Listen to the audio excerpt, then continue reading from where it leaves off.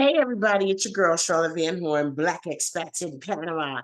And I'm here today with Maria Samudio of Campo Alegre Cafe, Alegre, Campo Alegre Café. Campo Alegre Cafe. See, and so if some of you may have noticed earlier in the week or a few days ago, we announced the first limited edition of their coffee, and it's a limited edition for Black expats in Panama.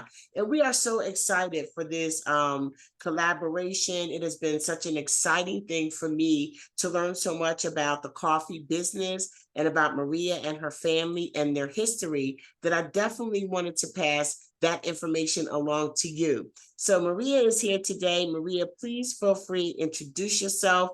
Tell us about your company and your family history in coffee. Hi everyone, Charlotte, thank you for the introduction. I'm all excited about this and talk about to you about my history and my coffee and my family. Yes, so the coffee history started in the late 50s when my dad and my mom, got married, and they used to work, or my dad used to work for the Chiriqui land company, Chiquita Banana in Puerto Armuelles. Mm-hmm. And so he decided to quit the job he was working for 15 years there. But he decided to quit job and go back to the jungle, to the farm, to his roots, and start working on the coffee farm and cattle and sugarcane, basically in the agriculture. And then he was growing coffee, and he taught all my siblings, because I'm coming from a family of party of 12. Mm-hmm. There are 12, so 5 brothers and 5 sisters. Oh, wow. Yes. 12. Yes. I didn't know that, Maria. Mm-hmm. So I'm the youngest daughter. Okay. Then my dad basically taught us to work the land with love.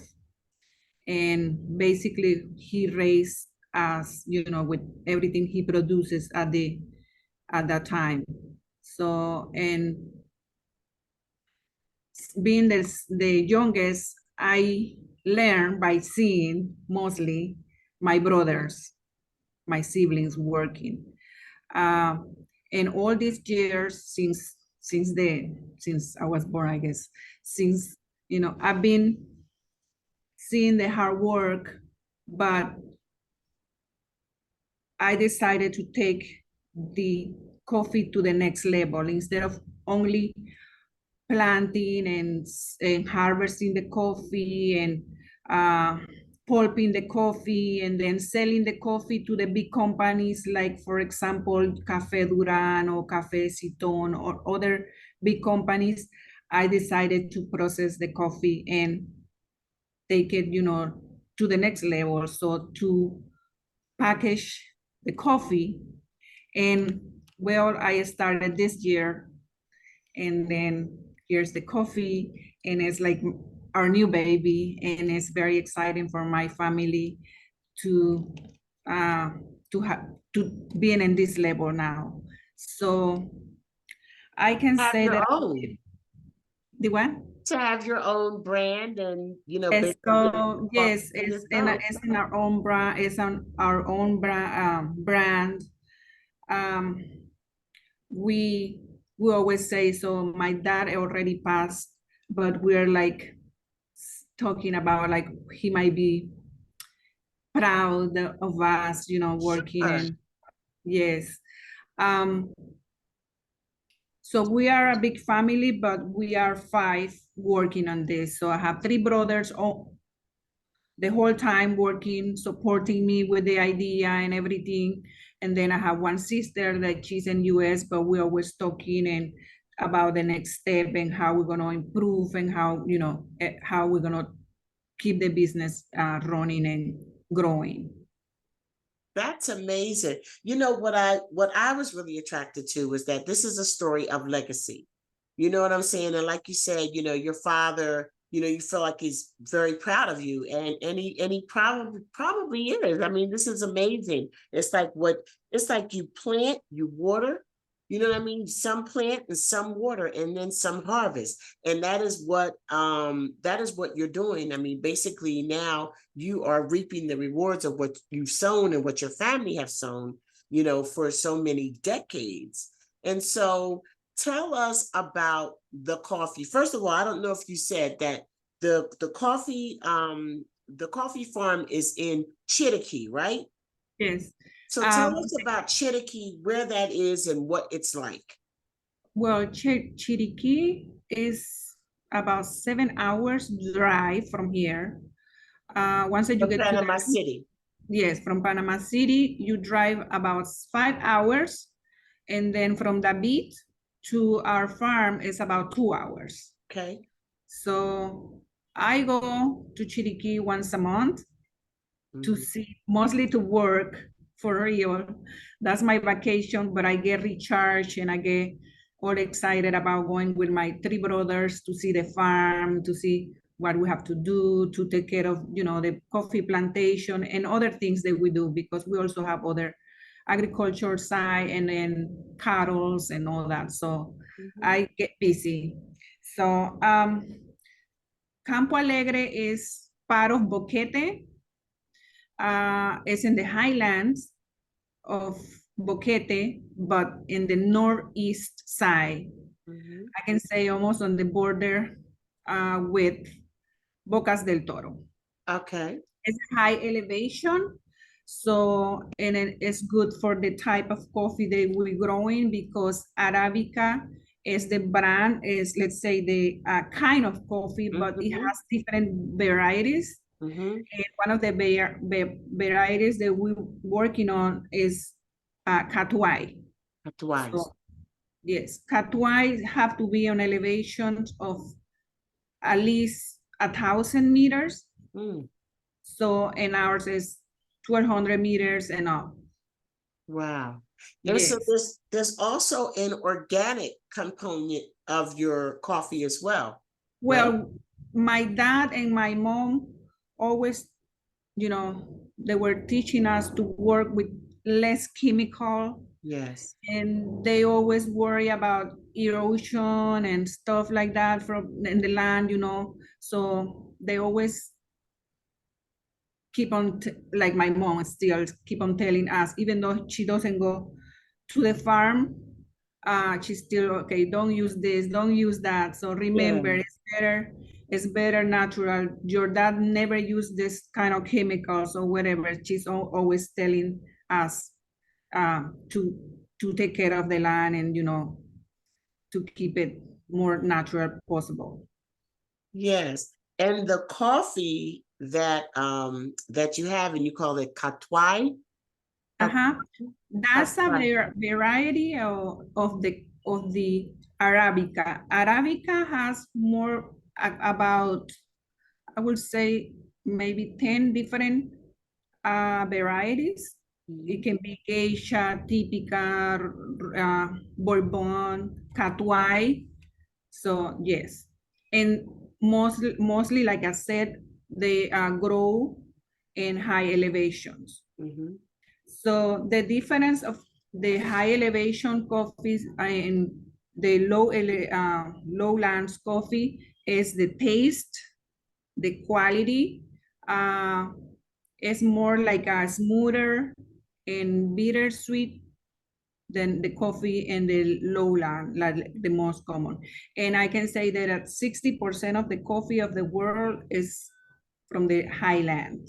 And that's why the coffee also, the prices is different, because it's higher price, but it's also because it's the better quality. Higher quality. Yes. Higher highlands and higher quality. Highland, and yes. Yes. So, and the thing is that the coffee itself, it is very smooth. It is like silky smooth.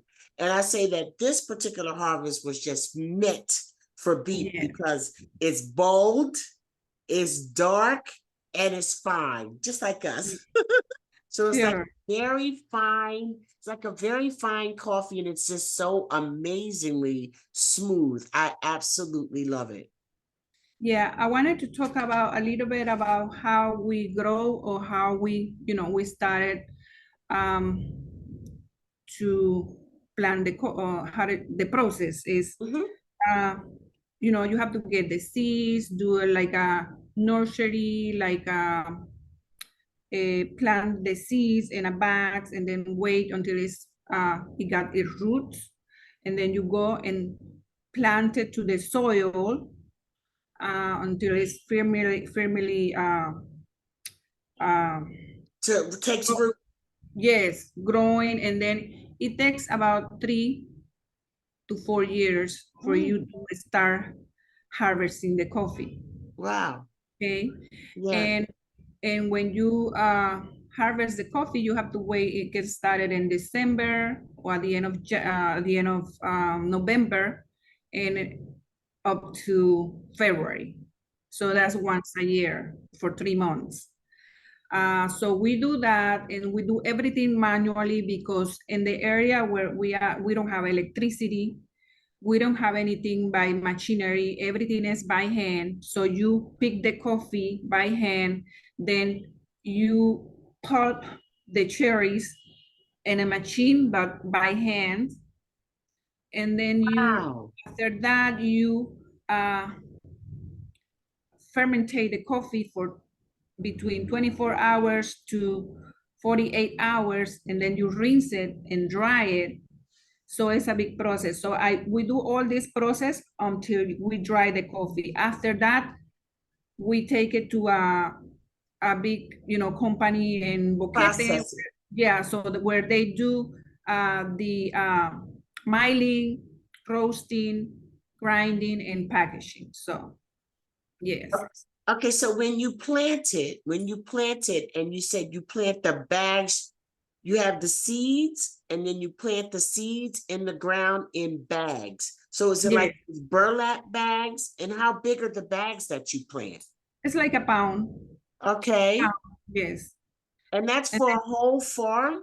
That's for a whole farm? yeah, that's the process for coffee. You have to do it like that, and then you take it to the land. It's like a nursery area, or let's say a greenhouse, but we really don't have a greenhouse. It's open.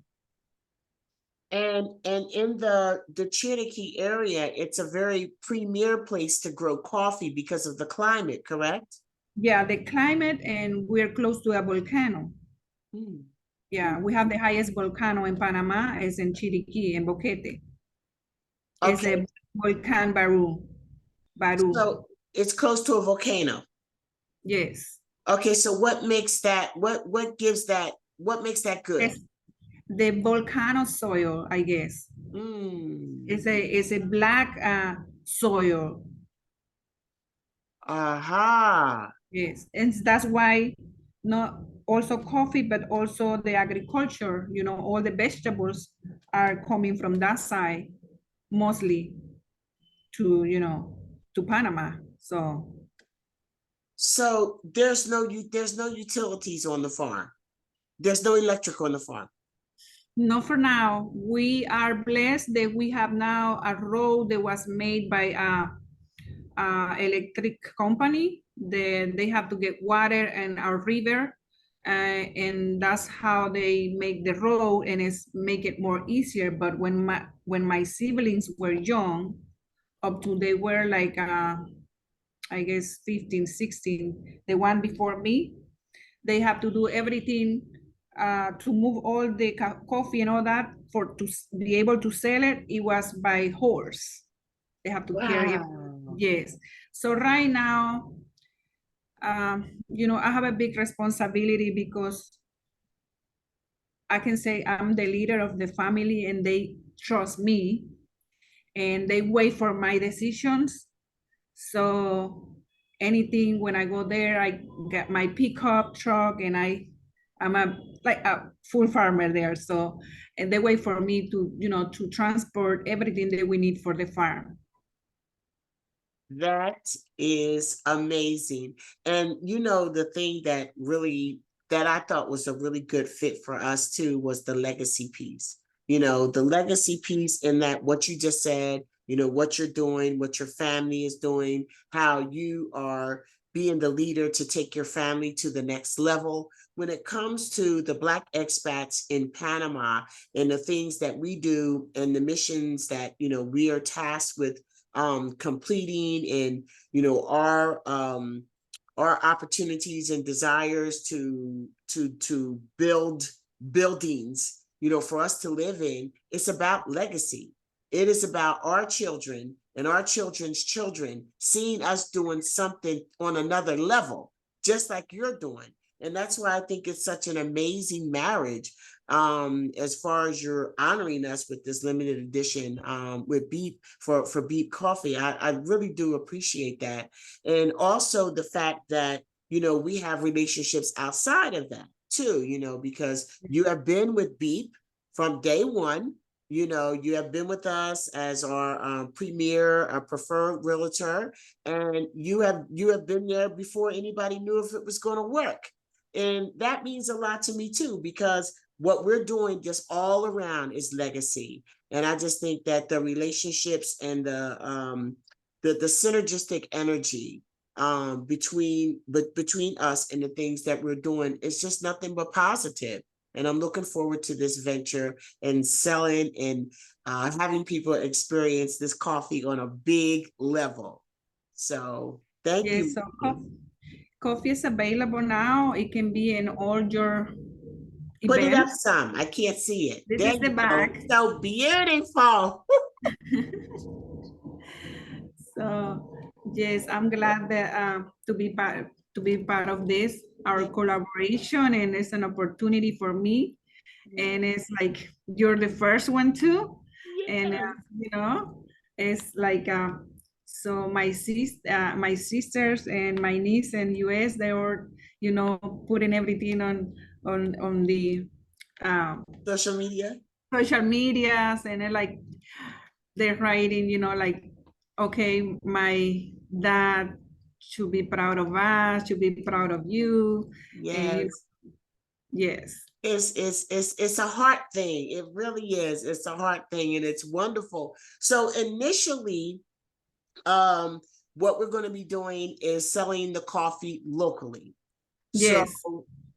tell people how, you know, they can get the coffee, the price of the coffee, and how we're going to be doing that initially. So the coffee can be buy through Black Expat Mm-hmm. in the events, or you can connect with Charlotte. Also, you can connect with me on my cell phone number that we're gonna uh, you're gonna put it, huh? Uh-huh. So, yeah, and the price is gonna be on this version $18 a pound. Okay. Of course, we have big dreams, and we wanted to sell different and you know, version of coffee. We wanted to sell it also. For now, it's grinded. We wanted to do it in beans as well, and yeah. So what is when I mean I've never had bean coffee. So what is the difference, or why do people want it in the bean form? Why would people want it in the bean form? Some people like to, I guess, Grind it grind themselves? right away at the moment when they're gonna make it. Yes. That's, you know, preferences, like, you Yeah. know. Because the bag is like it's like vacuum sealed, you know, so Mhm. the coffee is like really fresh. Yes, it is. Yeah, the It coffee depends on is the like, bags too. If you have a good quality bags, you can keep it the whole year. yes. Yes.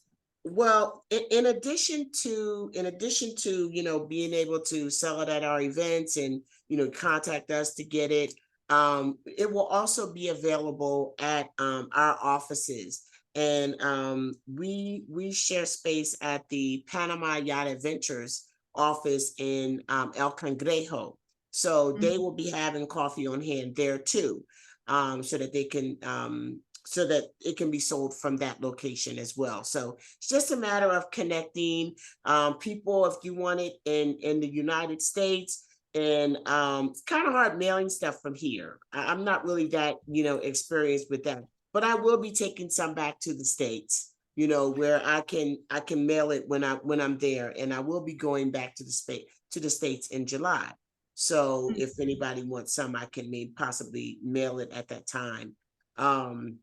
So thank you, Maria. Is there anything else you wanted to say? About the farm, well, maybe one day next year or the coming years, we are able to take people to our farm. So I'm working on that too, for tours and, get to know where the coffee come from. So I think that would be interesting.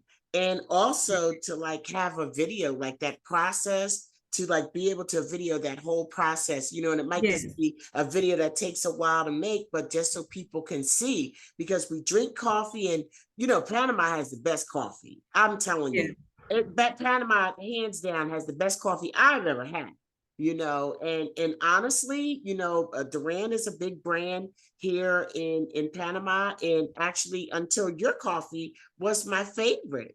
But your coffee, I mean, honestly, it is smoother. thank It you. is smoother. And so you have some coffees that have like nutty flavors. Like what would you consider like the flavor of this coffee? Chocolately, Yes. um, it can be a caramel one. It got different, yeah. So, To and me, then it's the smell is like almond. I mm-hmm. didn't know about this either because, sometimes you have something good, but you don't see it. And when I took the coffee to where they process the coffee to the place, they were looking for me. So this coffee specialist person Yes. at the company where they Mm-hmm. were processing the coffee, she was looking for me because she was asking who's the owner of that coffee. And I was, Yes. why? No, because you don't know you have this Yes. delicious and good coffee. They don't, Yes. you can't even imagine. La la la. I Yes. was like, wow, I didn't know. Yes. Because especially when I mix it, I use like a hazelnut creamer, and it is so smooth. It's almost like a chocolate drink. You know what I mean? It's like it's just so smooth and delicious. So I'm glad to be a part of this, and glad that we're family and that we're doing this together, and that we are both creating legacy for our families and our people. Period. You know what I'm saying? Yeah, that's So right. thank you, Mhm. Maria. Thank you for being a partner, and thank you for being so committed to the Black Expats in Panama movement and to our clients. I appreciate you, and I'm so happy to be doing this with you. Thank you, Charlotte, and thanks for this great opportunity. I'm so excited, and well, now I wanted to tell our clients Uh-huh. that I'm a coffee farmer, and I have the coffee for you, and I'm your realtor. That's right. You got the coffee in the house. So I have the house. When you get the house, you can enjoy the coffee as well, Yes, especially for you. yes. I love it. Thank you so much. Thank you, Thank Maria. you. I'll talk to you later. Okay, thank you. Okay. Bye-bye. Bye.